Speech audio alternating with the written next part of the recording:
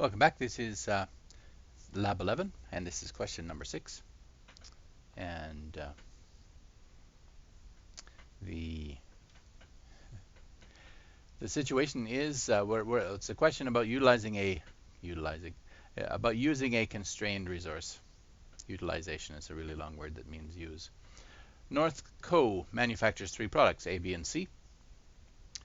Got selling price and variable costs, contribution margin information for each of those per unit of product in the first table here. And we use the same raw material for all 3. And they only have 1,440 kilograms of the raw material on hand, and they won't be able to obtain any more of it for a little while because the supplier's plant has gone on strike. So they're trying to decide which products to produce. And so the material costs $11 per kilogram. We need to figure out which of these products is the best one to use. So what we need to figure out is the contribution margin per kilogram of material used.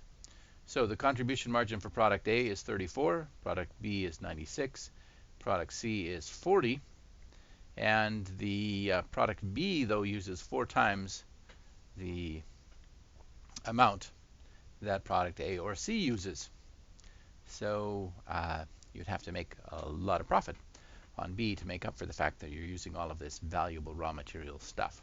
So if the material costs $11 per kilogram, that means that product A uses 2 kilograms, product B uses 4 kilograms, and product C uses 2 kilograms.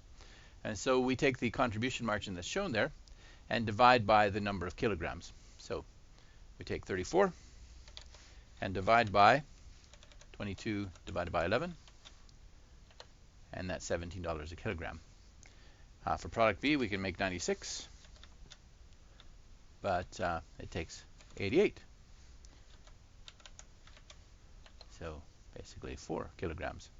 And C, we make $40 on $22 worth of raw materials. So it's clear that 20 for C is the highest number, and that means that we should be producing C because of the fact that it uses the least amount of materials for the contribution margin it provides us. So we're making $20 per kilogram of material, and that's our constraint there.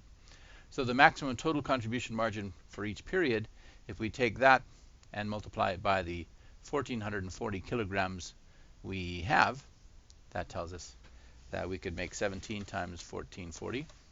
If we make nothing but A, we can make 12 times 1,440. If we make nothing but B, and we can make 20 times 1,440 if we make nothing but C. It's clear we should make C, whether the company identify whether the company should work on orders for A, B, or C. Assume the company will sell all the products produced. They should produce nothing but C. And a foreign supplier could furnish North Co with additional stocks of the raw material at a substantial premium over the usual price. If there's unfilled demand for all 3 products, what is the highest price that North Co should be willing to pay for an additional kilogram of materials?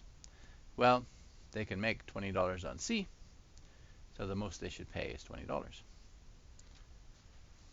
for an additional kilogram. Well, that's $20 in addition to the cost of the existing supply at $11 a kilogram. So let's see what Lyrics thought of that. Lyrics agrees. So we're correct.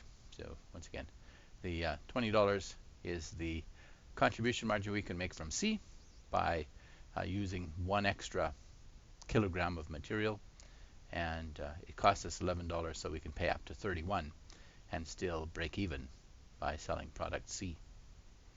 And we're done.